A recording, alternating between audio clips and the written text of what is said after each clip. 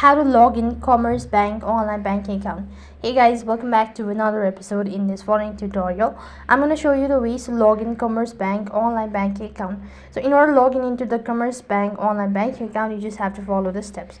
First thing, you need to make sure that you already have an account, and then to begin with, open up a browser, and on the web address bar type in www.commerzbank.com login, and when you go ahead and press on it, it's going to take you to the field where you have to go ahead and select the first link, and then it's going to directly take you to the official page.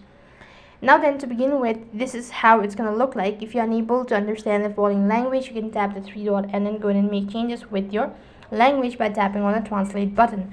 As you have done that, next moving on with the login procedure, just press the login button from the top right, and then to begin with the login credential, you just have to go ahead and accept all of the cookies.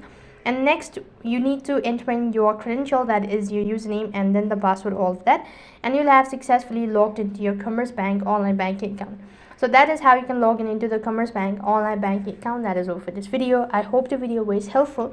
Make sure to like, share and subscribe to our channel. Thank you for watching. See you in the next video.